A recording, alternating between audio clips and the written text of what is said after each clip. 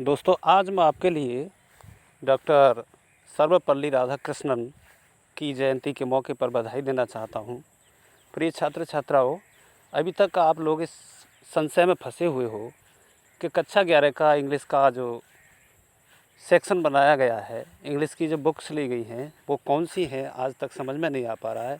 इसलिए मैं आज आपके सामने वो डिटेल करने जा रहा हूँ कि किस किस किताब को यहाँ सेलेक्ट किया गया है और उसमें से कौन कौन से चैप्टर्स को निकाला गया है। क्योंकि कोविड-19 डिसीज़ के कारण अभी संस्थाएं खुल नहीं पाई हैं, इसलिए छात्रों को सुविधा देने के उद्देश्य से बोर्ड ने, शिक्षाविदों ने 30% हमारा कोर्स कम कर दिया है। तो जो कोर्स आपका कम किया गया है जो स्क्रीन पर आप देख पा रहे हो, मैं आपके सामने वो चैप्टर्स बताता हूँ। यहाँ से आप देख पा रहे होंगे कि प्रोज सेक्शन जो है, जो ऑर्नेविल नाम से बुक आती है, ये बुक आपको इंग्लिश मीडियम में चलने वाली बुक है जो सीबीएसई बोर्ड की है। इसे आप कहीं से भी परचेस कर सकते हो, कहीं से भी खरीद सकते हो इसे। तो इसमें छठा जो लेसन था वो द ब्राउनिंग वर्जन था, इसको हटा दिया गया, 30% के अंतर्गत इसको ले लिया गया है। और 7वें नंबर पर एक चैप्टर था द एडवेंचरर, एडवेंचरर को भी यहाँ से हटा दिया गया है, प्रोज सेक्शन से, यानी हॉर्नबिल से ले लिया गया है। और आगे सिल्क रोड एक चैप्टर था अंत में चल के, इसको भी यहाँ से लेस कर दिया गया है। तो दोस्तों, ये 3 जो चैप्टर हैं हमारे, इनको बिल्कुल इस वर्ष हटा दिया गया है 2020-21 की सत्र में। आगे हम देखते हैं, आगे पोइट्री सेक्शन दिया गया है। पोइट्री से एक पोइम को बिल्कुल अलग कर दिया गया है, फादर टू सन को। फादर टू सन आपको बिल्कुल नहीं पढ़नी है, क्योंकि इससे संबंधित कोई भी प्रश्न आपसे परीक्षा में नहीं पूछा जाएगा। अब आ जाते हैं हम सप्लीमेंट्री की तरफ। सप्लीमेंट्री यहाँ आप देख पा रहे हैं, यहाँ पर भी आपका चैप्टर कम किए गए हैं। ये स्नैपशॉट के नाम से बुक आती है। आप एक ऑर्नेबिल हो गई, दूसरी स्नैपशॉट हो गई, और इनकी एनडी भी आपको मिल जाएंगी, यानी सॉल्यूशन मिल जाएंगे पूरी तरह से।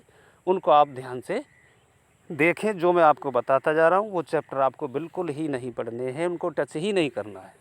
नेक्स्ट हम देख पा रहे हैं, तो यहाँ से एक चैप्टर हमारा है दी घाट ऑफ द ओनली वर्ल्ड। इस चैप्टर को स्नैपशॉट से बिल्कुल निकाल दिया गया है। बर्थ, ये दूसरा चैप्टर है, इसको भी हटा दिया गया है। The tale of Malan city.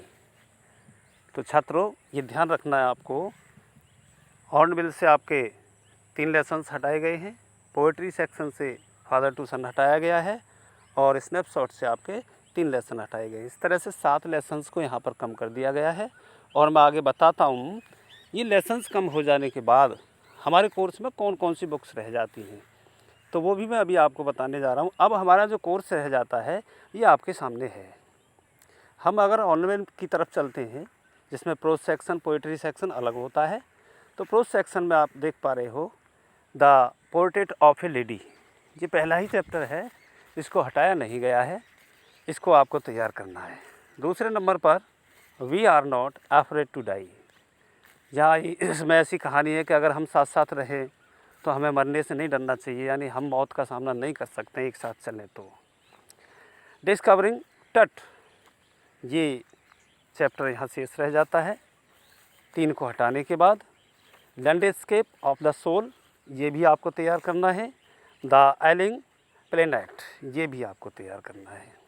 अब हम हॉर्नबिल की पोएट्री सेक्शन में चलते हैं, तो यहाँ पर एक पोइम को हटा दिया गया है, और शेष जो रह जाती हैं, ये रह जाती हैं ए फोटोग्राफ, और इसके बाद ए फोटोग्राफ के बाद आपकी रह जाती है द लैम्बर्नम टॉप।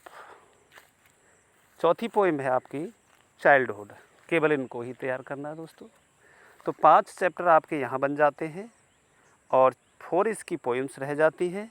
अब स्नैपशॉट की तरफ हम चलते हैं, the summer of the beautiful white horse. ये भी बहुत अच्छी कहानी है। इसमें एक जादुई घोड़ा होता है, 2 बच्चों की कहानी है। इसके बाद द एड्रेस, दूसरा चैप्टर, ये आपको अच्छे से तैयार करना है। और Ranga's marriage, Albert Einstein at school, Mother's Day. यहाँ पर आपके 5 चैप्टर रह जाते हैं। इस तरह से 14 चैप्टर आपके रह जाते हैं, जिसमें से 7 को बाहर कर दिया गया है।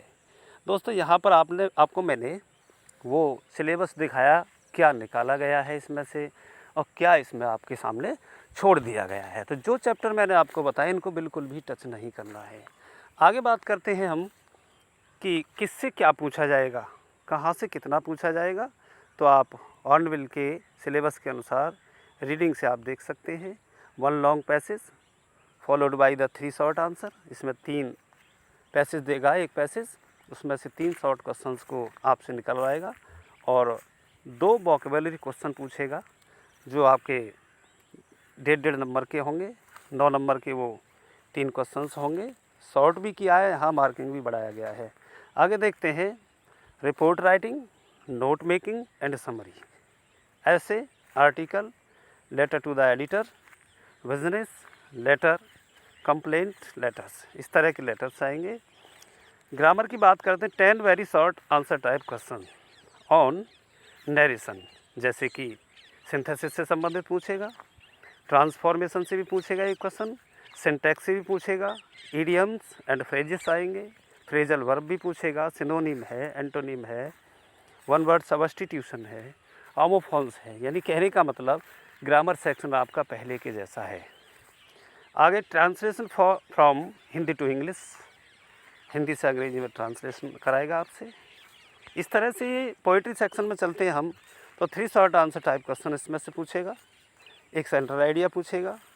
और स्नैपशॉट की तरफ हम बढ़ते हैं तो 1 लॉन्ग आंसर टाइप क्वेश्चन और 2 शॉर्ट आंसर टाइप क्वेश्चन। दोस्तों इतना आपको ध्यान रखना है, यहाँ से ही आपको कोर्स तैयार करना है, एक्स्ट्रा की बुक्स को ना पढ़ें। और इस बार अगर आप ट्यूशन भी कहीं लगा रहे हो तो फर्स्ट पेपर को अधिक पढ़ें, ग्रामर को इतना जोर न दें, क्योंकि पढ़ाई हो नहीं सकती है, बुक्स आपकी कंप्लीट नहीं हो पाएंगी। इसलिए कुछ कोचिंग सेंटर पर जा कर के भी बुक्स को तैयार करें, आंसर क्वेश्चन जो भी है जैसे भी है। थैंक यू, अल्लाह हाफ़िज़।